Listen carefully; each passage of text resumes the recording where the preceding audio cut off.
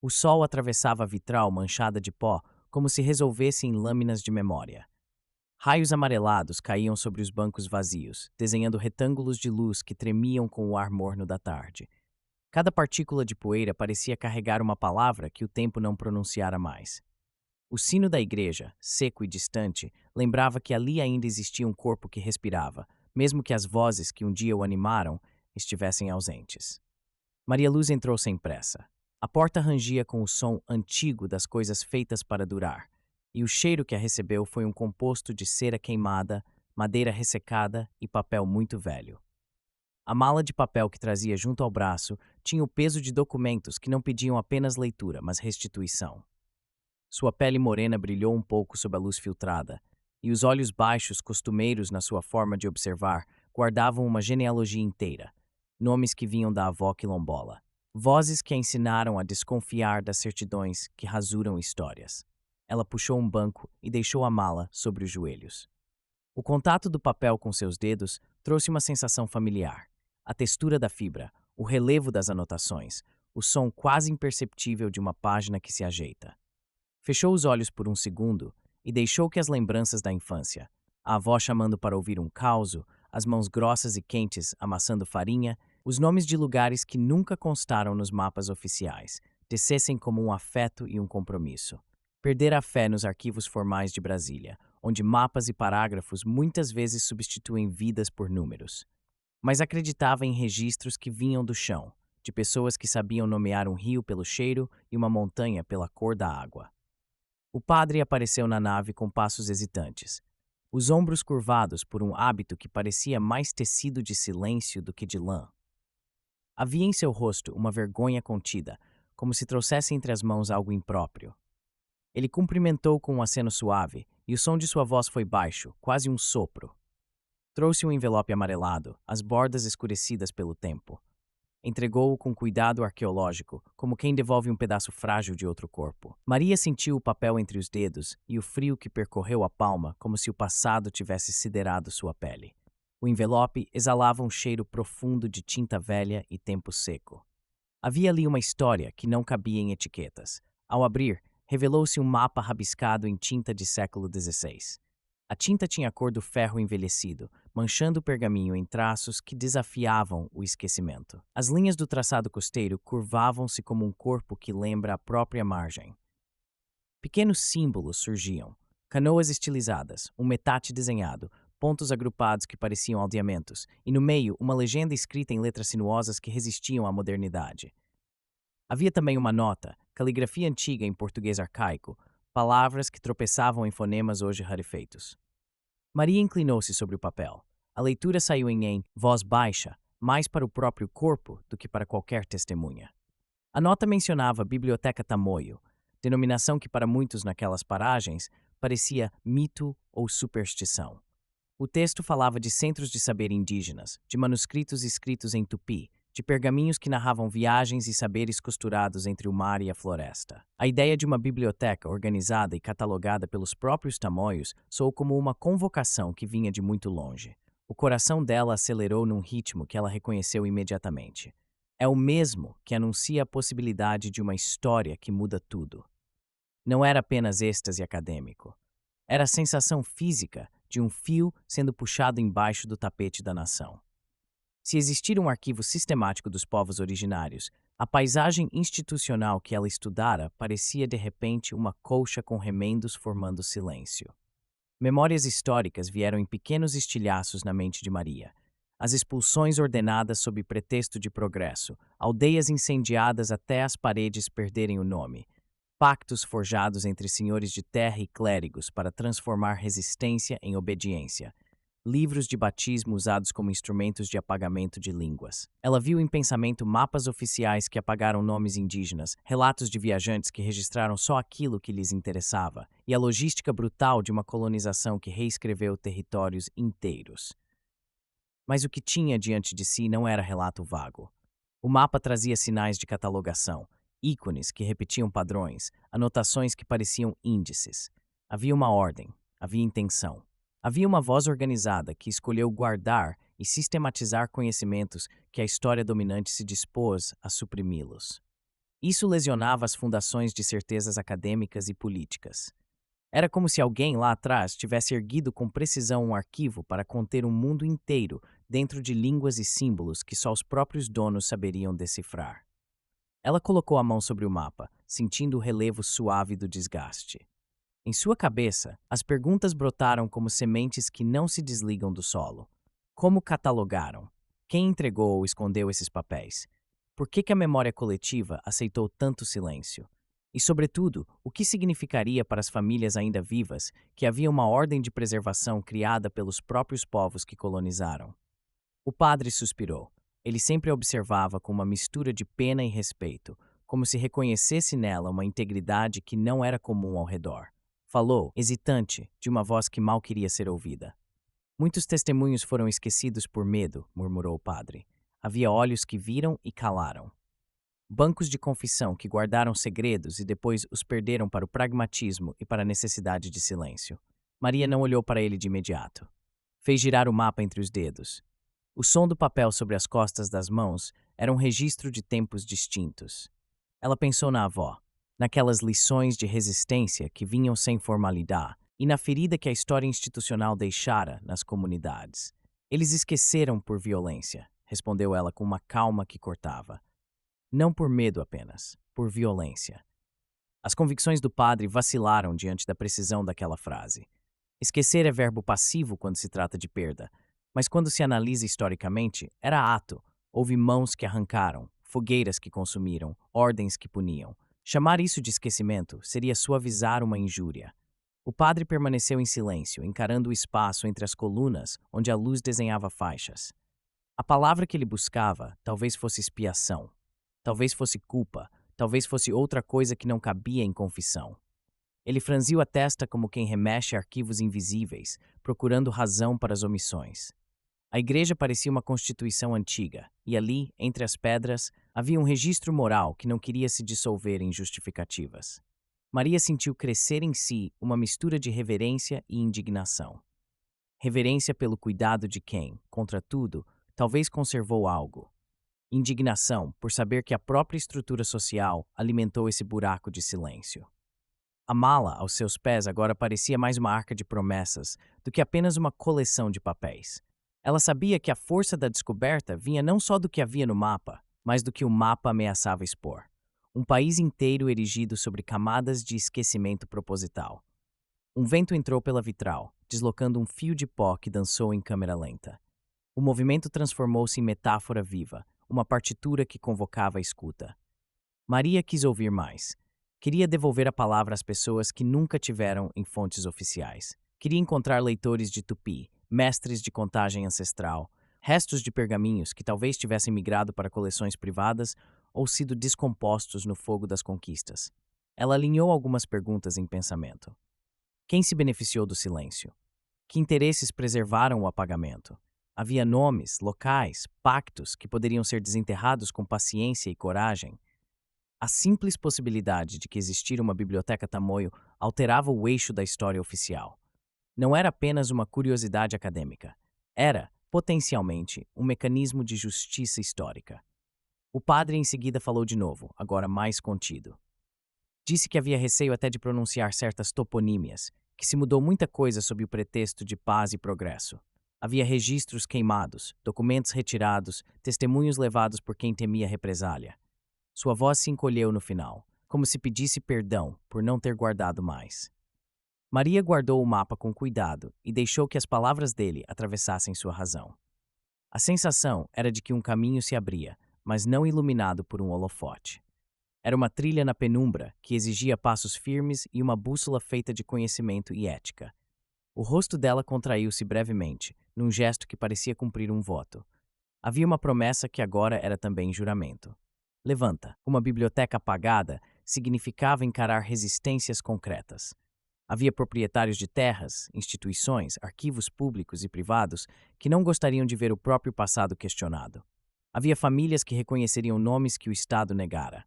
Havia, acima de tudo, vidas que poderiam receber um lugar de fala real. Maria reconheceu o risco intelectual e o risco físico. Sabia que certas pesquisas descortinam mais que fatos. Descortinam culpabilidades. Antes de partir, ela olhou de novo para a nave vazia. As sombras longas dos bancos pareciam prateleiras de um arquivo imaginário. A luz no vitral desenhava um mapa de possíveis rotas. Sua voz foi baixa, quase um decreto para si mesma. Se há uma biblioteca tamoio, vamos encontrá-la. Não como posse, mas como restituição. O padre assentiu, com olhos que agora continham menos vergonha e mais alívio. Ele confessou, por fim, que sempre dissera a si mesmo que esconder certas coisas era proteção. Agora parecia entender que proteção pode se transmutar em conivência com a violência. A pergunta que ficou pairando entre eles não era técnica. Era uma interrogação moral e histórica. Se uma organização de saber indígena existiu, quem teria interesse em manter aquilo dentro do silêncio?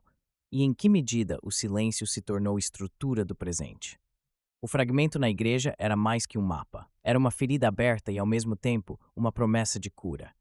A descoberta colocou em movimento uma busca que não cabia mais dentro daquela nave. Chamava outras vozes, outras mãos, outros ritmos. Maria fechou a mala, sentiu o peso de responsabilidade assentando como um selo.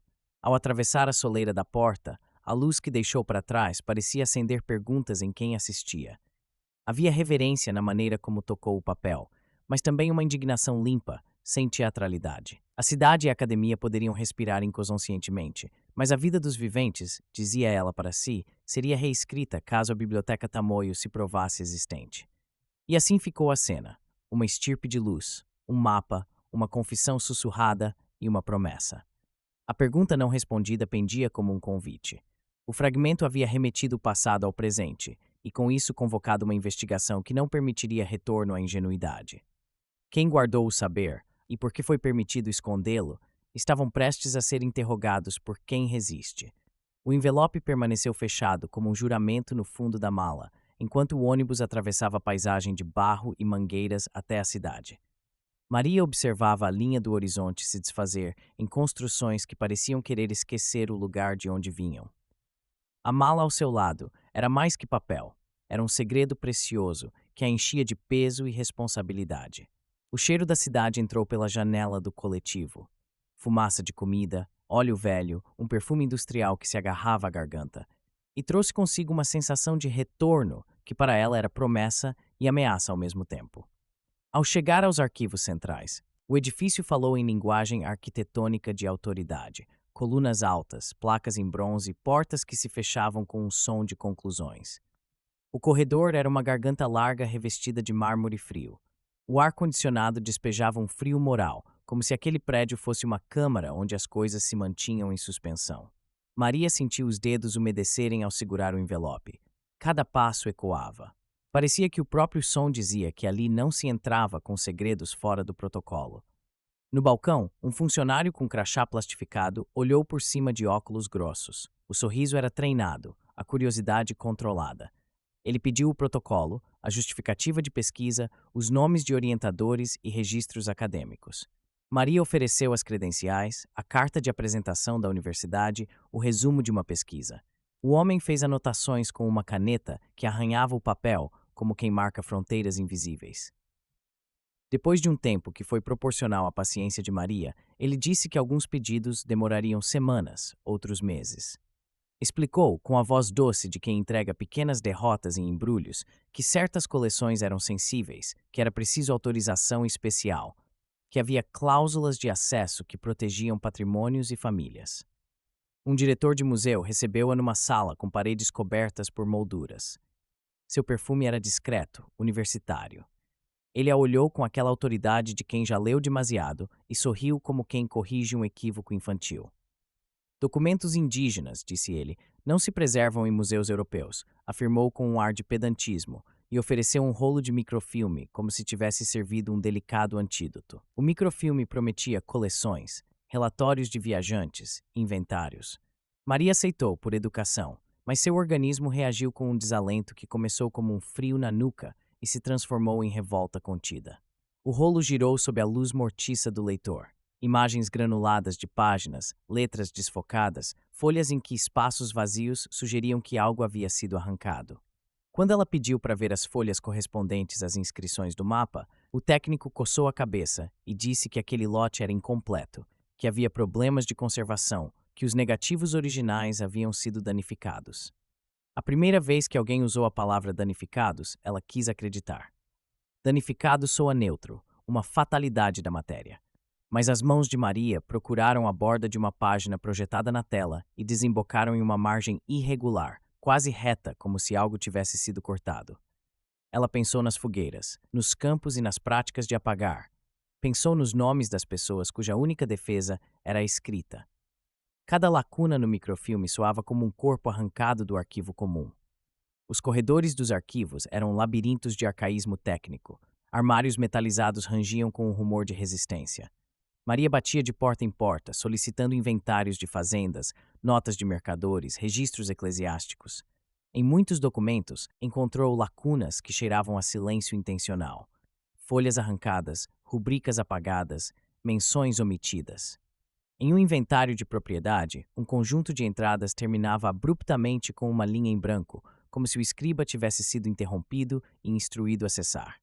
Em outro, uma folha mostrava marcas de cola nas margens, pegadas de onde algo havia sido recortado. Em arquivos de fazendas, os livros de recepção tinham páginas vazias no exato trecho onde, segundo cruzamentos de fontes, deveriam aparecer nomes de aldeias ou menções a acervos. Cada evidência técnica era uma sugestão de vontade de ocultação. Houve uma tarde em que, diante de uma mesa longa coberta de papéis, uma funcionária levou Maria por um corredor estreito até um porão onde o ar cheirava a inseticida. A iluminação era fraca, a luz mortiça acentuava manchas. Ela abriu uma caixa e tirou um volume corroído. Explicou, com a frieza de quem lida com cadáveres bibliográficos, que vermes e pragas haviam dizimado parte do acervo. Aquela explicação vinha como justificativa para lacunas convenientes. Maria tocou o que restou do couro e sentiu a textura do esquecimento. Era difícil dizer se os furinhos na sequência das páginas eram efeito do tempo ou da escolha. O som do seu próprio respirar naquela sala soou agressivo, indignado. A busca por descendentes do antigo escriba trouxe pistas que cheiravam a terra e memória. Ela encontrou um neto, com mãos de carpinteiro, com olhos que tinham recebido muitas coisas sem a escola do registro. O homem abriu a caixa com papéis soltos que sua família guardara como se fossem restos de um altar. Ele falou de livros levados à força, de cartas arrancadas de dentro de paredes durante invasões, de alfabetos que desapareceram com a violência. Seus dedos tremiam quando descreveu o dia em que homens com malas cheias saíram de madrugada, e como sua avó guardou em segredo uma palavra tupi para não chamar atenção. Maria ouviu com o corpo inteiro. As histórias populares que a avó contara deram corpo a cada sinal. Não era paranoia, era padrão. A cidade inteira se tornava um mosaico de perdas orquestradas. Teve uma manhã em que Maria se encontrou com um colega que, anos antes, fora mentor. Ele era polido, com gravata cuidada e rosto que se habituara ao silêncio preservado pelos benefícios. Pôs-se a falar sobre risco de carreira, sobre nome na lista de fundos, sobre possibilidades cortadas. Algumas verdades têm preço, disse ele, como aviso mais que conselho. A frase caiu na sala como um tapa-frio. Maria sentiu o mundo tremer num eixo íntimo. Ideias de legado e coragem se chocaram com a lógica conservadora da sobrevivência institucional. Respondeu com a voz abalada, mas firme. Esqueceram o crime, não as vítimas. A resposta saiu como lâmina. O colega retirou o olhar, porque sabia que a sala escurecia onde se falava assim. Rejeições e portas fechadas começaram a se acumular. Pedidos negados, chanquis, formaibos e protocolos que falavam em proteção de acervos, de famílias e de privacidade. Microfilmes prometidos vinham com páginas faltantes. Testemunhos eram encaminhados para unidades que paravam de responder. Maria aprendeu a ler a linguagem do arquivo institucional. Quando a resposta era empática, era porque o problema não seria resolvido. Quando o silêncio vinha, era porque havia ordem por trás do silêncio. Os obstáculos transformaram-se em combustível para a ira. Cada microfilme incompleto fazia seu sangue acelerar. Cada página arrancada fazia sua boca apressar palavras que pediam justiça. A cidade parecia molhar-se de cumplicidade. Instituições que desviavam olhares, proprietários que exibiam mapas oficiais sem rastro algum de aldeias, ordens religiosas que trocavam memórias por conforto social. A sensação de que havia uma teia de interesses se confirmava aos poucos. Não havia apenas erros técnicos. Havia escolhas humanas alinhadas por medo e vantagem. Em uma reunião tensa em uma sala governamental, um oficial público, com o rosto tão polido quanto seus argumentos, perguntou sem calor por que reviver aquilo agora. A pergunta era uma tentativa de reduzir a busca a um capricho anacrônico, uma provocação que procurava enquadrar Maria como incômoda. Ela respondeu com a voz quebrada, mas firme, como quem sentencia, porque esqueceram o crime, não as vítimas. A frase rebateu como um martelo. Na mesa, vários homens e mulheres olharam para baixo. Alguns tiveram a elegância de fingir neutralidade, outros tiveram a expressão do desconforto. Maria percebeu que aquela era uma luta desigual, porque não lidava apenas com documentos, mas com estruturas que se alimentavam de silêncio. A raiva que crescia nela deixava de ser individual e passava a ser histórica. Não era apenas o pesquisador ferido. Era alguém que se tornava porta-voz de vozes que o Estado havia deixado sem arquivo. Cada recusa era pedrada na parede de uma história coletiva. Ela começou a mapear inimigos, não como figuras únicas, mas como redes, institutos que preferiam estabilidade, fazendeiros que viam reconhecimento como ameaça às posses, ordens religiosas que temiam escândalo, órgãos do Estado que priorizavam consenso à verdade. Esses corpos formavam uma máquina lenta que protegia uma versão confortável do passado. Houve noites em que Maria revirou papéis na sua cozinha, com a luz amarela do abajur cobrindo letras e rabiscos. A avó apareceu nas suas recordações como presença vigilante. Lembrou-se de uma frase antiga que parecia agora um chamado: guardamos o que não podemos perder. Maria escreveu listas, cruzou nomes, compilou índices. Às vezes a exaustão vencia e ela chorava, mas os choros eram curtos, secos, como se o pranto tivesse de ser economizado para a batalha. Outras vezes, a raiva transformava-se em estratégia. Havia formas de lidar com portas cerradas: coletar testemunhos orais, trabalhar com comunidades, mapear propriedades, buscar arquivos internacionais redundantes, testar hipóteses em bases de dados menos óbvias. Entanto, o custo ficava claro. Havia olhares que pesavam, ameaças veladas, convites a desistir vindo de quem tinha influência. A pesquisa começou a afetar seus relacionamentos. Amigos se aproximavam com cuidado. A universidade sussurrou que debates públicos prematuros poderiam afetar financiamentos. Maria compreendeu de vez que a luta seria longa e iluminou-se com a convicção de que a verdade, quando desenterrada, altera economias e privilégios. A questão deixou de ser apenas arqueológica e passou a ser política. O ato encerrou-se num momento de silêncio cortante. Maria saiu do edifício dos arquivos com o envelope colado ao peito. A cidade lhe ofereceu as luzes longínquas e o ruído de sempre. A sensação era de atraso e de aceleração ao mesmo tempo. Cada porta fechada a empurrava para novas estratégias, e cada recusa traçava o mapa dos inimigos que protegiam a história confortável. Não havia um vilão único, mas uma engrenagem que operava devagar e com eficácia. A fotografia final foi mental. Maria caminhando sob a chuva fina que começava a cair, o envelope apertado como se dentro dele houvesse não só um mapa, mas pesos que pesam sobre toda a memória de um país. A frustração e a raiva já não eram só dela. Eram um sinal de que algo precisava ser desenterrado, custasse o que custasse. A primeira vez que Maria tocou o nome Irani no papel, sentiu um puxão como se um cardume inteiro tivesse mudado de direção dentro do peito. A palavra guardião colada ao nome tinha uma rigidez que explicava tudo e nada.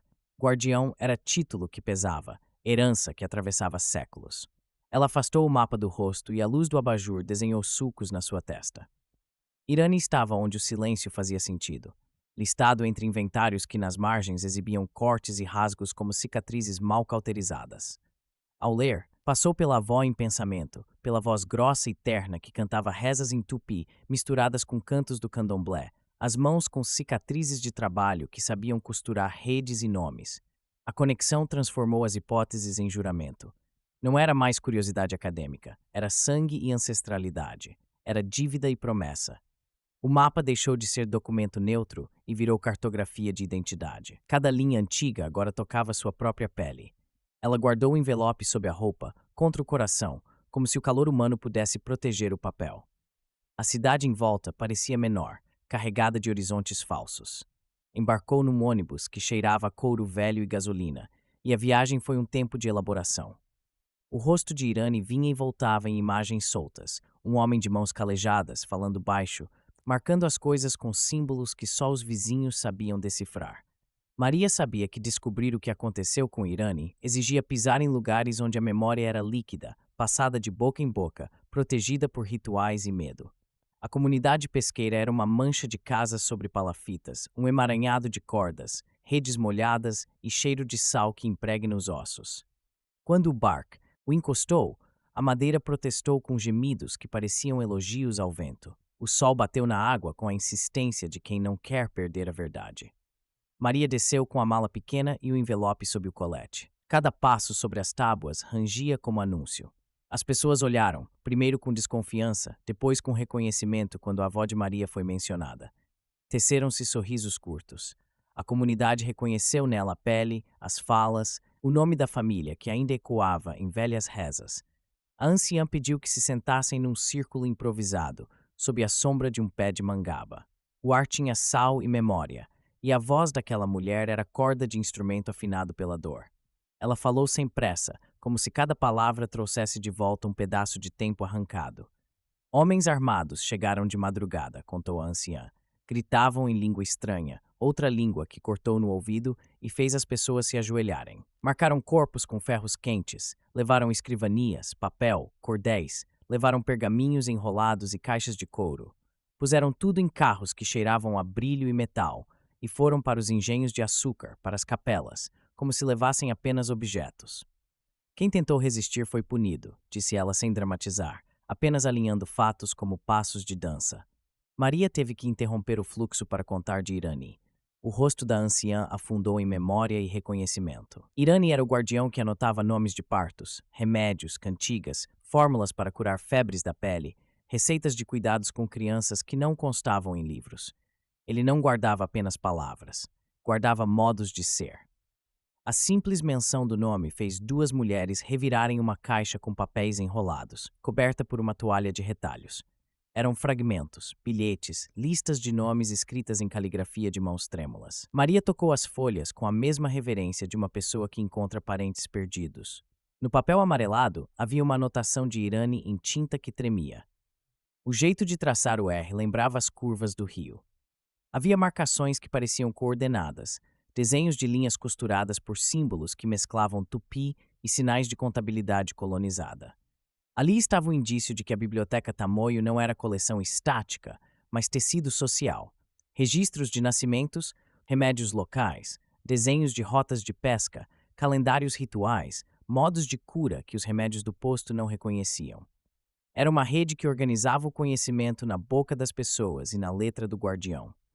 A tarde trouxe testemunhos que furaram o véu das versões oficiais. Houve relatos de execuções sumárias de quem resistia, de casamentos forçados para diluir grupos e enfraquecer alianças, de contrabando de mapas culturais trafegando entre as ordens religiosas e os proprietários de terra como mercadoria. Um homem apontou para uma antiga estrada de chão e disse que ali os homens levavam caixas de pergaminho que desapareciam em armazéns grandes, onde só o gerente autorizava a entrada. Outro contou de um armazém de açúcar cujo dono mandava queimar qualquer papel que cheirasse a secularidade indígena para que nada comprometesse a ordem dos negócios. Ao anoitecer, enquanto as labaredas dos fogões crepitavam em pequenos pontos de luz, Maria registrou tudo. Ela anotou nomes, desenhou mapas, perguntou por Irani com a voz que agora carregava urgência. A comunidade trouxe também nomes de quem poderia ter tomado parte nas remoções. Sobrenomes que apareceriam mais tarde em certidões de terras, senhorios que hoje ocupavam posições de prestígio. Cada nome era uma alavanca. De volta à cidade, a reação foi visceral. Advogados ligados a fazendas enviaram cartas formais, cheias de linguagem cortês que disfarçava a ameaça. Avisos extrajudiciais chegaram com timbres de escritórios caros. Em um deles, insinuação e direito se misturavam. Proteger a propriedade era condição para preservar a ordem social. Outra correspondência veio com fotografias que circulavam em jornais digitais, manchetes insinuantes sobre mania de revisionismo, imagens de Maria com expressão séria, como se fosse louca ou perigosamente obstinada. Nas redes, anônimos passaram a questionar sua ética, sua filiação política, sua reputação acadêmica. As ameaças anônimas chegaram como sinais de trânsito. Bilhetes deixados na portaria da universidade, telefonemas sem voz, mensagens que riscaram o número do carro de Maria, avisos de que algumas buscas acabavam mal. O medo era uma economia que tentava comprar silêncio. À noite, em casa, ela dormia pouco.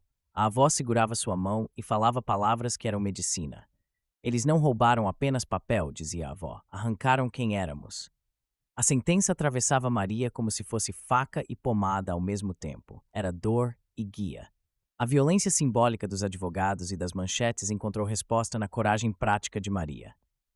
Em vez de recuar, optou por tornar o fragmento público. Criou uma imagem do mapa, uma reprodução feita com cuidado para preservar o original, e publicou-a num blog de pesquisa que raramente tinha visitas. A cópia não revelou todos os índices, mas mostrou o suficiente para despertar atenção. O nome, Biblioteca Tamoio, sinais de catalogação, RI, e a inscrição Guardião ao lado de Irani. Postar foi gesto irreversível. O ar parecia mais pesado depois. Ao mesmo tempo, havia alívio. Tornar pública a possibilidade de que existir uma organização de saber deixava de ser meramente intelectual. Era uma convocação. Pessoas começaram a escrever, a enviar imagens, a relatar memórias. Mensagens chegaram de outras comunidades, de descendentes, de gente que até então mantinha silêncio por medo. O blog virou um pequeno farol, mas o efeito colateral veio rápido. Críticas, ataques coordenados por quem não queria revisitar acontecimentos que poderiam comprometer propriedades e status e uma escalada de intimidações. Maria sentiu a mudança interna. A investigação que antes cabia no recanto seguro da universidade agora era guerra de narrativa. Ser pública significava a não poder voltar atrás. O juramento se fez público. A avó, numa noite, arrumou o cobertor sobre os ombros de Maria e disse, com voz seca mas calma, cuidado que a gente dá para as raízes é que mantém as casas de pé. Não é um pedido para que pare, é um lembrete de que não se atua sozinha. A decisão selou um ponto de não retorno. A cada e-mail de ameaça, sua vontade se endurecia.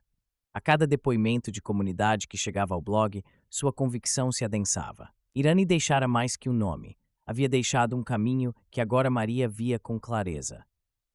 Perseguir esse caminho significava enfrentar advogados, aparelhos de Estado e redes que se beneficiassem do esquecimento.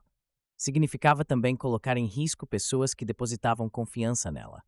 A noite em que recebeu a primeira intimação para depor publicamente, a cidade ribombou com trovoadas.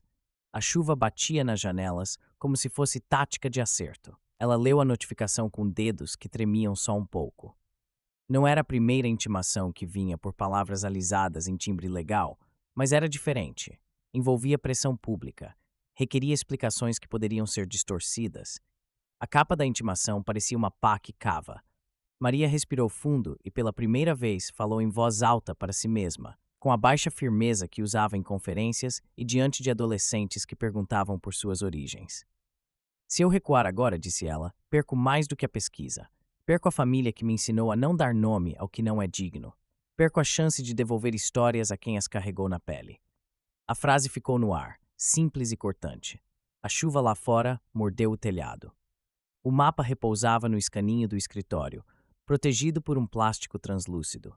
Havia agora, além do mapa, uma rede de pessoas e uma história que não cabia mais no silêncio. A escolha de torná-la pública mudara a natureza do perigo. Não era mais apenas institucional, era pessoal e coletivo. A resposta das comunidades começou a aparecer em forma de encontros, cartas, fotos antigas digitalizadas que outros começaram a enviar. Havia quem propusesse pressa e quem pedia cautela. Maria soube, naquele momento, que a única maneira de avançar era equilibrar coragem e responsabilidade, mostrar provas sem expor vidas, traduzir linguagem acadêmica para voz de rua. A madrugada se aproximou com um silêncio pesado. Ela olhou para a janela e imaginou as estrelas apagadas pelas luzes da cidade. A vontade de falar alto e sem filtros ainda ardia. Mas sabia que a guerra de narrativa já estava em curso. O blog era um estopim. As cartas de advogados, as manchetes, as ameaças anônimas eram as primeiras chamas que aqueciam uma fogueira maior. Irani tinha sido guardião. Agora Maria sentia que o que guardava ultrapassava os papéis. Guardava o risco de transformar o esquecimento em testemunho e a violência em possibilidade de reparação. Ao fechar o caderno, respirou como quem sela um pacto. A decisão pública fora tomada. As portas que antes se fechavam com protocolos e risos burocráticos agora exigiriam enfrentamento. A guerra estava posta entre redes de silêncio e vozes que se levantavam do litoral e das planícies. Ela não podia mais voltar a ser só pesquisadora. seria também portadora de vozes. A chuva continuou, insistente, lavando e tornando o ar mais denso. Na cabeça de Maria, uma pergunta nova, dura, permanente. Quanto do país é construído sobre perdas que aceitaram ficar sem documentos? E quem pagará o preço por esse silêncio quando a verdade sair da sombra?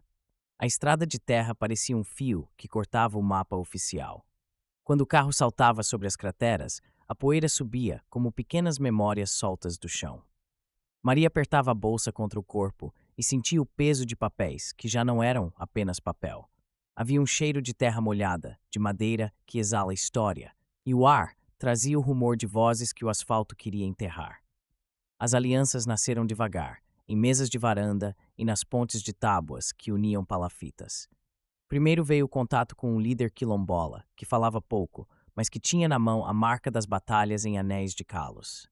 Depois um pajé que trazia no cajado um desenho de rios e constelações, como se a cartografia antiga coubesse naquele chacoalhar de sementes. Havia também pesquisadores de universidades locais, com cadernos amassados e paciência de quem já viu promessas acadêmicas morrerem em gabinetes. Juntos, formaram uma rede improvisada, sem hierarquia, mas com sentido. As viagens noturnas foram um aprendizado de silêncio. Motoristas que conheciam atalhos evitavam estradas principais. A luz vinha dos faróis que cortavam o breu e das lanternas que desenhavam bolhas de atenção em aldeias. Em muitas dessas chegadas, as pessoas esperavam em pé, cara ao vento, como se cada visitante trouxesse notícias que podiam ferir. Maria roçava os papéis com os dedos antes de mostrá-los. Havia um respeito quase religioso pelo que se compartilhava. Ao redor de fogueiras, as leituras dos manuscritos se tornaram cerimoniais. O calor das chamas fazia as letras respirarem. A tinta parecia subir do papel em pequenos ardores. O pajé lia com voz baixa e cadenciada. Não se tratava apenas de decifrar sinais, mas de devolver o som às palavras que foram enclausuradas. Traduções nasciam lentas, entre silêncios e risos contidos. Palavras que resistiam ao tempo surgiam com variantes, e Maria anotava cada nuance como uma arqueologia da fala. O clima era de concentração absoluta, e o cansaço se dissipava por instantes com a intensidade de cada descoberta. Um sacerdote idoso, com dedos cheios de nó, confessou num canto que recebera caixas de madeira que não constavam em nenhum inventário. Ele descreveu o peso das caixas, o cheiro do couro, a ordem de guardar sob pena de perder o trabalho. A voz dele tremia mais por lembrar do medo do que pelo esforço da idade. Aquela admissão foi um furo na muralha da negação institucional. Não eram apenas rumores. Havia agentes do esquecimento que operaram com mãos concretas e uma logística discreta. Em uma escola quilombola, uma professora trouxe registros orais devidamente cantados por mulheres que guardavam calendários de plantio, fórmulas de remédios e canções que eram, na verdade, índices.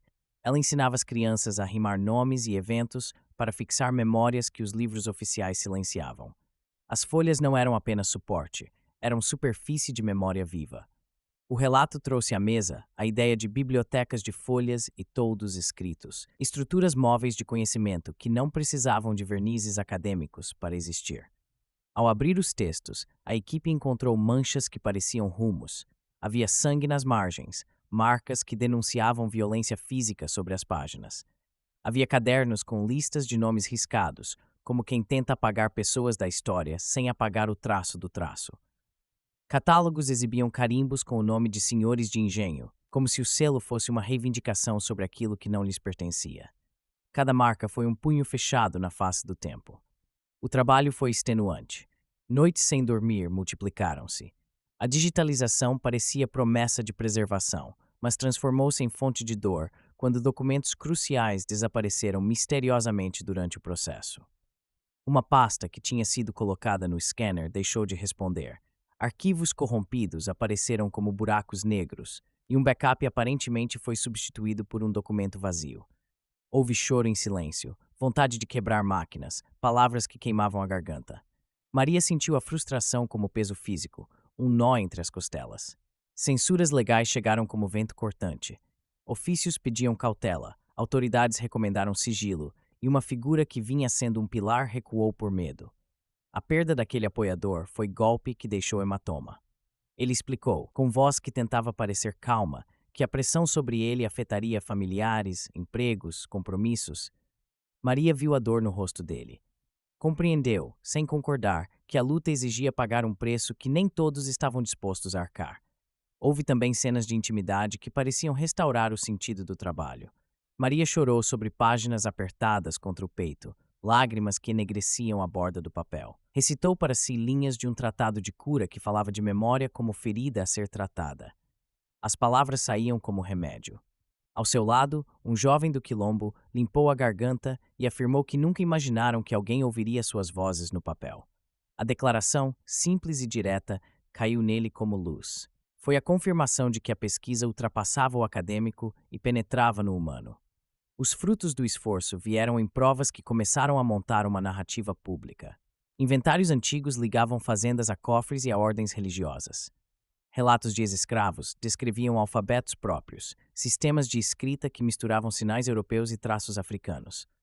Surgiu uma lista de títulos, nomes de obras que registravam práticas de cura, cosmologias e conhecimentos náuticos, obras que nunca chegaram às bibliotecas nacionais. Cada título era um eco que se recusava a morrer. Mesmo diante das perdas, a rede se consolidava. Pessoas antes reticentes passaram a enviar fotos, bilhetes, gravações amadoras. Um tio de vila trouxe um caderno escondido dentro de um saco de farinha.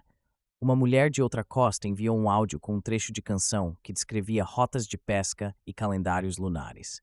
A comunidade acadêmica local ofereceu espaço para digitalizar com segurança alguns fragmentos. Devagar, as provas se aglomeraram, como se a memória quisesse recuperar seu corpo. O processo de reparação tomou a forma de peregrinação. Maria e a equipe levaram cópias para quilombos, ensinaram crianças a ler alguns trechos, organizaram rodas onde os mais velhos liam em voz alta o que antes só tinham como rumor. A restituição foi, em parte, devolver a palavra às comunidades. Em um desses encontros, uma mulher mais velha segurou um folheto gasto e, com a voz embargada, leu nome por nome. As crianças repetiam. Houve risos e prantos, e a cena foi ao mesmo tempo celebração e reconhecimento de perda. A exaustão apertava, mas cada pequena vitória servia de combustível. Um processo judicial foi iniciado por famílias que se reconheceram nos registros. Uma exposição pequena, organizada numa sala comunitária, mostrou as reproduções ao público local. A imprensa regional, antes cautelosa, começou a cobrir as histórias humanas que as páginas revelavam. A narrativa que se construiu não era só acusação, era chamada para reparação. Ainda assim, havia perdas. Documentos desapareciam, fontes recuavam, ameaças pairavam. A tensão era parte do preço. Maria sabia que o caminho seguiria cheio de interrupções, mas no rosto das pessoas que finalmente viam seus nomes escritos havia uma cor nova. Era como se o mapa do país mudasse um pouco, em silêncio, com pequenas correções feitas por mãos cansadas. Em uma madrugada, ao voltar de mais uma viagem, ela sentou na rede da varanda e deixou que a brisa salgada atravessasse a pele. O caderno aberto ao lado mostrava anotações, rabiscos, nomes repetidos. Por um instante pensou na avó, naquelas rezas misturadas que ensinavam a lembrar. Respirou fundo e ergueu a cabeça como quem aceita o fardo e a oferta ao mesmo tempo. A jornada era feita de dor, mas também havia esperança ativa, construída em pontos de luz que se multiplicavam. Folhas copiadas, vozes gravadas, crianças que aprenderam a nomear rios em sua própria língua. E assim a pesquisa prosseguia, entre arquivos e quilombos, entre saltos de alegria e quedas de cansaço. A estrada continuava por fazer. Mas havia agora uma rede que não voltaria a calar. Onde antes havia silêncio, houve palavra. Onde havia páginas queimadas, alguém começava a costurar de novo. Maria fechou o caderno com mãos cansadas e, sem grandiloquência, prometeu a si mesma continuar. Não por fama, nem por glória acadêmica, mas porque a restituição envolve corpos e nomes, e o dever de ouvir é também uma forma de cura. O dia amanheceu com nuvens pesadas sobre o mangue, como se a terra tivesse decidido adiar a alegria. O sol tentava, por breves instantes, atravessar a cortina de umidade, e a paisagem parecia segurar a respiração. Maria desceu do barco com as botas encharcadas de lama, a mala de papel agora resumida a uma pasta protegida por plástico grosso. Cada passo era um compromisso. O cheiro do mangue subia em notas terrosas, salgadas e quase doces, lembrando uma casa que guarda memórias molhadas.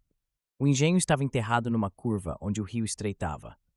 Restavam paredes de pedra cobertas por fendas, e a vegetação já havia começado a reivindicar o lugar. Quando a equipe removeu as tábuas soltas, o som que veio de baixo foi de um ar que aspirava por primeira vez em séculos.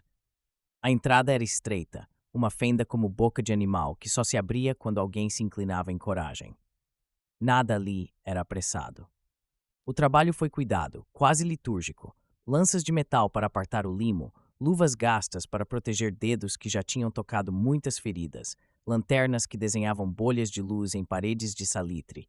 Houve um silêncio pesado, como se as pedras tivessem guardado o segredo por respeito. Entrar na câmara abaixo do engenho foi entrar numa outra temporidade. O ar mudou, mais frio, mais denso, com notas de couro antigo e cola endurecida. A poeira, quando levantada, movia-se em partículas lentas que pareciam perder o medo de flutuar. As prateleiras estavam seladas com chapas que rangiam ao serem abertas.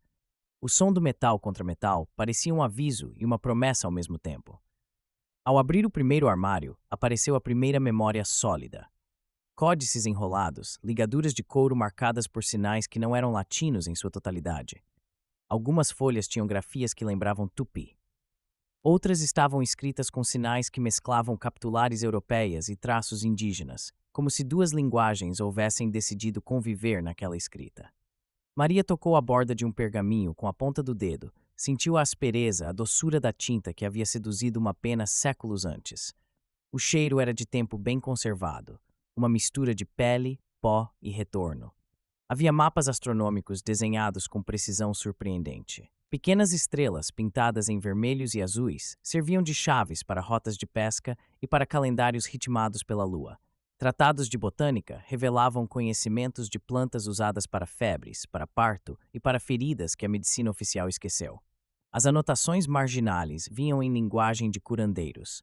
Indicações de dosagens, rituais de preparação, conta de folhas e raízes por número de ciclos da lua. Álcoois e tinturas. Composições que eram ciência popular, escrita com cuidado e autoridade. Encontraram também inventários. Compilados mínimos em papel de fibra grossa, carimbados com marcas de ordens religiosas, e ao lado, com uma caligrafia diferente, listagens em tupi, que nomeavam famílias, nascimentos, festas. Os carimbos das ordens religiosas não negavam a existência das peças. Documentavam transferências, como se alguém tivesse tentado legitimar a apropriação com papel timbrado.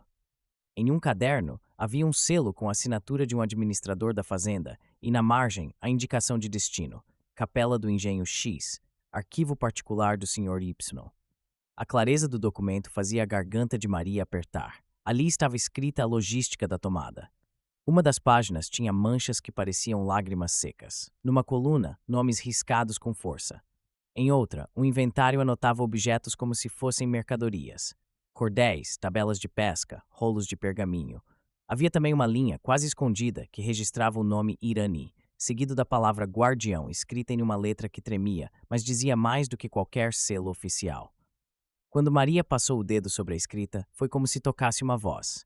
A garganta dela apertou. As paredes respondiam com o eco de um silêncio que rachava.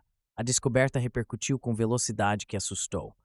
Fotos saíram dos celulares lentamente no começo e depois como uma onda.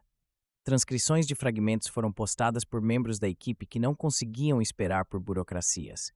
As imagens cruzaram praias e cidades, foram repostadas em perfis de ativistas, viralizaram em redes de parentes e de historiadores pequenos. O mapa, a palavra Biblioteca Tamoio, a lista com nomes de famílias, tudo se espalhou como pólvora em papel molhado. Movimentos sociais se organizaram. Grupos de indígenas, comunidades quilombolas e coletivos urbanos se articularam em dias. A verdade precisava de público para existir. Mas nem tudo foi festa. Em poucas horas, proprietários de terras acionaram medidas legais. Alegaram posse e direito, baseando-se em certidões que o sistema considerava incontestáveis. Documentos foram apresentados em gabinetes frios, enquanto advogados pronunciaram termos calculados. A narrativa que se construíra nas redes foi enquadrada por advogados em termos legais. Houve achado em propriedade privada, solicitar bloqueio cautelar, preservar a integridade do acervo encontrado até que se definisse destino legal. A tática era clássica: transformar descoberta em disputa de propriedade e, com isso, frear o fluxo de justiça social. Políticos também perceberam a janela de espetáculo. Houve quem buscasse campanha, quem enviasse assessores com gravatas chamativas para aparecerem em imagens junto a caixas fechadas, como se o protagonismo nas vistorias trouxesse controle sobre a narrativa.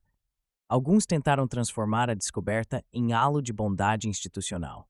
Outros, mais sutis, quiseram encenar neutralidade enquanto articulavam medidas que desfocassem o coração do achado, a existência de um saber organizado pelos povos originários. A mídia nacional sentiu o cheiro de assunto e investiu. A manchete grande, dita em tom urgente, abriu espaço para acusações de sensacionalismo. Havia jornalistas com lentes a postos, um interesse legítimo de sociedade e também o perigo da espetacularização que transforma objetos de memória em mercadoria de consumo rápido. A equipe de Maria tentou controlar o vazamento de documentos, mas já era tarde. A circulação fora irreversível. Proteções preventivas foram solicitadas, mas a justiça se move com passos que parecem de molusco quando diante de bens disputados por poderosos. Foi numa noite de chuva miúda que a resistência organizou guarda no entorno do engenho. Homens e mulheres não vieram apenas com cartazes.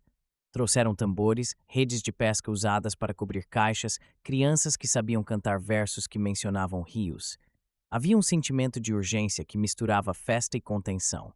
Ativistas cercaram o local, formando um cinturão humano. As luzes das lanternas tingiam os rostos de cor ferida e resoluta. O ar cheirava a terra molhada e a pólvora de um medo que poderia transformar-se em fogo. Quando agentes do Estado chegaram com ordens de contenção para garantir acesso dos proprietários, a tensão cresceu. Havia protocolos e papéis, e havia vozes. O confronto foi tenso. Gritos se misturaram a músicas, e o som das vozes jovens foi como aço. Algumas autoridades falaram em manter a ordem pública. Os manifestantes responderam com cânticos que pediam a restituição do que fora roubado. Houve empurra-empurra, mas a presença massiva de pessoas decidiu o curso. Câmeras do mundo inteiro estavam atentas. O caso ganhou repercussão internacional. Organizações de direitos humanos entraram em cena, cobrando salvaguarda do acervo e investigando as alegações de apropriação. Naquele momento, o que esteve em jogo não era só papel legal. Era a ideia de memória pública. A pressão social transformou o conflito jurídico em debate público. Sessões emergenciais foram convocadas, promotores conversaram com representantes das comunidades e a imprensa, por força do público, foi obrigada a mostrar não só a disputa, mas as vozes que vieram com o documento. Netos, avós, guardiões que queriam apenas que as crianças soubessem de onde vinham. Foi numa coletiva improvisada, com chuva fina e com o som de tambores ao fundo, que Maria leu em voz alta um trecho que fizera chorar aliados e adversários. Recuperou do bolso uma folha cansada e, apoiando-se num caixote, falou com a voz que vinha cansada e firme ao mesmo tempo. O escriba indígena escrevera, em língua que a equipe traduziu com cuidado, que a intenção daquela biblioteca era guardar o conhecimento para que nossas crianças soubessem quem eram. As palavras rasgavam o ar como apelo e como sentença. Quem as ouviu sentiu que aquilo mudava o significado de tudo. O país reagiu. Manifestações cresceram. Havia gente nas praças com imagens das páginas. Havia quem fizesse vigília na frente dos órgãos públicos. E havia o argumento jurídico dos proprietários, avançando em corte cautelar para confiscar os achados em nome da propriedade. A batalha se deslocou para tribunais e para parlamentos. Deputados tentaram emplacar narrativas de consenso que, na prática, no Massagra, é a Biblioteca Tamoio, a curiosidade histórica neutra, sem força restitutiva.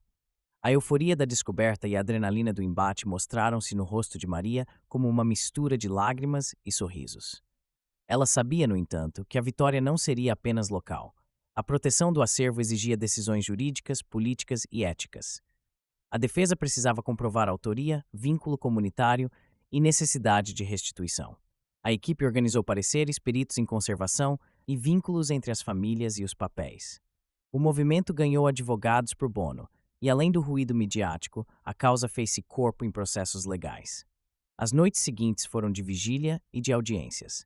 Houve audiências públicas em que velhos vindos da costa, de quilombos e de aldeias depuseram. Falaram em línguas misturadas, cantaram trechos que eram índices, mostraram objetos que apareciam nos inventários. O tribunal, pressionado pela opinião pública e pela presença de organismos internacionais, teve que ouvir mais que argumentos técnicos. O processo começou a incluir o sentido humano do que fora descoberto. Ainda assim, a pressão dos proprietários não arrefeceu. Mandados e notificações multiplicaram-se. A tática legal de confiscar, por alegação de posse, continuou. Políticos de interesse tentaram enquadrar a narrativa e a guerra de interpretações seguiu. O que parecia um final triunfante transformou-se numa série de batalhas. A vitória parcial veio na forma de proteção cautelar do acervo para fins de perícia independente, acompanhada de promessas de investigação sobre os carimbos e as transferências encontradas nos documentos. Na pequena sala onde tudo começara, enquanto caixas marcadas esperavam o inventário, Maria sentou-se exausta e sorriu com a boca curta. O cansaço era profundo, um suco que abrirá por anos, mas havia também uma luz quente dentro do peito. A descoberta dera voz a quem estava sem nome. A leitura do escriba, aquela intenção de guardar o conhecimento para as crianças, transformaram um objeto arqueológico em um pacto coletivo. A luta jurídica e política seria longa. Haveria perdas pelo caminho, mas havia agora uma comunidade que exigia reparação, e o mundo assistia. Ela fechou os olhos por um segundo e deixou que a sensação se assentasse. O clímax não havia sido somente encontrar a sala submersa. O clímax foi a decisão coletiva de não permitir que o silêncio voltasse. O mapa estava aberto. O futuro exigia traduções e acordos, desapropriações e restituições talvez dolorosas. Maria sabia que o trabalho pela frente exigiria coragem institucional e coragem pública, e apesar do medo, sentiu que havia algo irreversível. A sala submersa tornara-se a aurora. A história, enfim, respirava de novo. O país acordou com a imagem das páginas nas mãos, como quem desperta no meio de uma conversa que sempre deveria ter ouvido. As manchetes não eram mais apenas notícia, eram convocações. A palavra Biblioteca Tamoio passou a aparecer em discursos, em rádios de madrugada, nas rodas de bar, nas assembleias estudantis. Havia um ar de vertigem, uma sensação de que algo enterrado começava a empurrar a superfície do presente. Maria caminhava por corredores de instituições e por praças populares com a mesma respiração, consciência ofegante, mas controlada. Em seu peito, a descoberta continuava a bater como tambor ancestral. As audiências públicas foram longas e cheias de calor humano. Salas foram cedidas por universidades e câmaras municipais. Bancos de madeira rangiam com a chegada de velhos que vinham para testemunhar, e o ar às vezes lembrava a mistura de terra molhada e incenso das celebrações que testemunhara pelas estradas. Pessoas traziam papéis amassados, fotografias com cantos dobrados, folhas que tremiam quando passavam de mão em mão. A linguagem formal do tribunal esbarrava na poesia rouca das vozes que nunca tiveram plateia. Um senhor, com a pele marcada pelo litoral, recitou nomes que fizera lugar em sua boca às escondidas. As lágrimas nos olhos das crianças que ouviam revelavam que o que antes só existia em memória agora se tornava testemunho. Negociações entre universidades, movimentos sociais, governments locais e as comunidades foram feitas com mesas estendidas por horas. Houve debates sobre conservação, sobre quem teria competência para restaurar pergaminhos meio apodrecidos, sobre como garantir que os conteúdos voltassem a pertencer às coletividades que os criaram. Em uma sala envidraçada, técnicos debatiam a umidade relativa ideal para a armazenagem, enquanto do outro lado da mesa, uma anciã descrevia o modo como aquelas folhas eram cantadas para marcar os ciclos de vida. A ciência técnica e o saber tradicional precisaram aprender a respirar na mesma medida. Foram criadas comissões de reparação cultural que contaram, de forma inédita, com representantes indígenas, quilombolas, historiadores, conservadores e juristas. A primeira reunião foi um encontro de olhares cautelosos e sorrisos incertos. Havia a tarefa prática de inventariar o acervo, e havia a tarefa mais funda de decidir simbolicamente como devolvê-lo. Um velho pajé falou que devolver era também reentrar em ritmo, que livros não eram apenas objetos, eram compassos. Uma professora quilombola disse que preferia não ver tudo exposto em vitrines que não permitissem tocar. A discussão seguiu noite adentro, sem soluções fáceis, com cafezinhos e copos de água vazios pelo meio. Os documentos começaram a ser cuidados em laboratórios improvisados. O cheiro do álcool isopropílico misturou-se ao odor antigo das tintas, como se duas épocas respirassem juntas. Técnicos com pinças finas transferiam folhas de uma bandeja para outra, colocavam microporos entre páginas, analisavam fibras com luz ultravioleta. Havia microscópios, e havia também rezas discretas das senhoras que lembravam que aquele não era trabalho só de mãos. A restauração foi lenta. Pergaminhos com bolores precisaram de secagem em câmaras controladas, e trabalhou-se com folhas de inertização para frear processos de degradação. Cada folha que voltava a ter cor e letra legível era comemorada como se fosse nascimento. Ao mesmo tempo, processos legais avançaram em múltiplas frentes. A estratégia utilizada pelos antigos proprietários de transformar achado em disputa de posse foi respondida com perícias históricas, cruzamento de inventários e depoimentos que ligavam nomes às ações. Alguns tribunais, pressionados por visibilidade internacional, adotaram medidas de tutela cautelar que preservaram o acervo até decisão final. A justiça foi lenta, como convém a máquinas pesadas, mas havia também juízes que pareciam inusitadamente sensíveis. Em uma audiência, uma juíza, já de cabelo prateado, deixou escapar que era a primeira vez que via tanta gente que pronunciava palavras que ela não conhecia, e que aquilo lhe parecia mais do que item de processo, parecia parte da alma do país. Houve resistência. Setores conservadores moveram recursos, tentaram enquadrar a restituição como ataque à propriedade privada. Deputados argumentaram por legislações que dificultassem a saída de bens de propriedades rurais. Havia debates acalorados em que a linguagem do jurídico se misturava à retórica de quem quer manter privilégios. Mas a pressão social, que havia começado com zumbidos nas redes e transformou-se em vigílias nas praças, não deixou que as vozes tradicionais fossem ignoradas. Coletivos articularam ocupações simbólicas em museus, rodas de leitura nas universidades, performances que lembravam que cultura não é adorno, é vida. A batalha por política pública começou no grito e se firmou em comissões técnicas. A restituição material foi parcial, mas existiu. Peças foram devolvidas a comunidades que decidiram em assembleias próprias o destino dos acervos. Em alguns casos, optou-se por criar centros comunitários de memória, espaços híbridos, onde os documentos poderiam ser preservados com apoio técnico e, ao mesmo tempo, consultados por moradores. Em outros, escolheu-se manter parte do acervo em universidades sob acordos de custódia compartilhada, com rodízio de exposições nas comunidades. As decisões foram dolorosas e feitas com muito cuidado. A autonomia das comunidades foi prioridade declarada em todos os atos. Na prática, a restituição também exigiu políticas de educação. Escolas locais passaram a receber material pedagógico adaptado, com trechos dos textos traduzidos e contextualizados em língua simples e em línguas locais. Oficinas de alfabetização incluíram vocabulários recuperados, canções que marcaram calendários e exercícios de memorização que imitavam os tradicionais métodos de ensino comunitário. Ver crianças recitando alfabetos resgatados na lousa de uma escola pública foi cena que juntou alívio e esperança. Professores formados nas universidades locais passaram a coordenar rodadas de leitura, combinando métodos acadêmicos com práticas orais que garantiam a continuidade do saber. Houve também festas de retorno.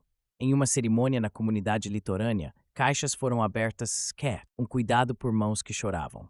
Uma mulher idosa pousou a palma sobre um pergaminho e sorriu como quem encontra um filho. Crianças correram com páginas protegidas em plásticos e tambores marcaram o compasso. Líderes comunitários falaram ao microfone sobre cura e sobre justiça, que começa com nome. Esses rituais tinham a delicadeza de quem sabia que alegria e luto viviam lado a lado. Mas havia também todo um trabalho material e simbólico que continuava. Destituir o silêncio histórico não era apenas devolver papéis. Era reorganizar currículos, criar fundos de preservação, financiar laboratórios de conservação no interior e, talvez o mais difícil, garantir emprego e autonomia para quem cuidaria desses acervos. Surgiram propostas de bolsas de formação para jovens das comunidades, de editais que financiavam traduções comunitárias e de políticas públicas que incentivavam museologias participativas. A luta política continuou para transformar esses projetos em orçamentos anuais, permanentes e não em entusiasmos cíclicos que se perdem após manchetes. Maria acompanhou cada etapa com a intensidade de quem carrega a própria família na pele. Em diversas reuniões, sua presença era ponte entre a academia e as comunidades. Ela estava exaurida, com olhos fundos, mas havia também uma serenidade que vinha de ver rostos que antes viviam na margem, ocupando mesas de decisão. Teve dias em que acordava com o som de mensagens de agradecimento e noites em que o peso das demandas a fazia quase perder o fôlego. A avó, sempre presente em pensamento e às vezes ao seu lado, repetia uma frase que agora soava como bússola: agora não é só nossa lembrança, é de todos. A sentença se transformou em comando moral. Houve perdas irreparáveis. Alguns pergaminhos, severamente corroídos, não puderam ser restaurados. Havia lacunas na história que nunca seriam totalmente preenchidas. Em salas de reunião, essas ausências eram tratadas com franqueza. A restituição, disseram representantes das comissões, seria também processo de luto. O reconhecimento da perda foi parte do ato de justiça, porque fingir completude seria produzir nova falsidade. Mas a vitória estava na mudança de dinâmica social. Arquivos públicos foram reexaminados com novas perspectivas. Inventários foram abertos para revisão e comissões foram criadas para investigar transações históricas. Pesquisadores de outras universidades vieram contribuir com pareceres e levantamentos. Estudantes participaram de programas de monitoria e aprenderam a catalogar com eticidade.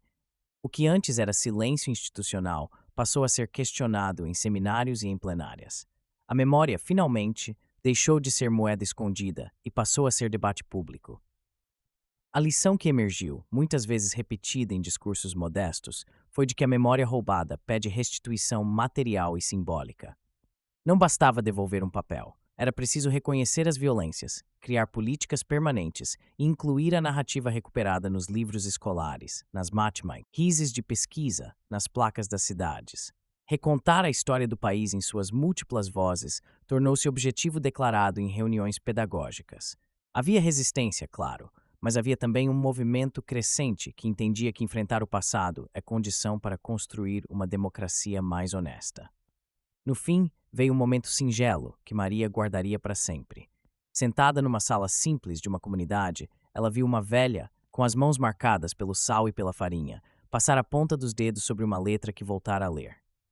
Um sorriso se abriu no rosto da mulher, e ela disse, com voz baixa e segura: agora não é só nossa lembrança, é de todos.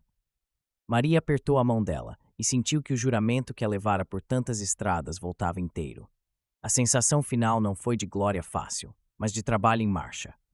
Havia ainda tribunais, recursos e formas de resistência que se prolongariam. Havia também escolas que precisavam incorporar novos conteúdos e comunidades que exigiam autonomia para gerir seus saberes. Mas existia agora um campo de atuação concreto. A justiça tinha começado a se mover, lenta e com rupturas, para transformar silêncio em memória pública. E a última imagem foi de crianças reunidas em círculo numa praça, repetindo em coro palavras que antes só viviam sussurradas em casa. O ritmo das vozes soava como promessa. Ao fundo, Maria observava com olhos que haviam visto ruínas e ressurgimentos. Em seu peito, a convicção de que a memória que não se cala exige cuidado, políticas e coragem coletiva. A tarefa continuava, mas o país já não poderia dizer que não sabia. A história, agora em voz múltipla, ocupava o espaço que sempre lhe fora devido.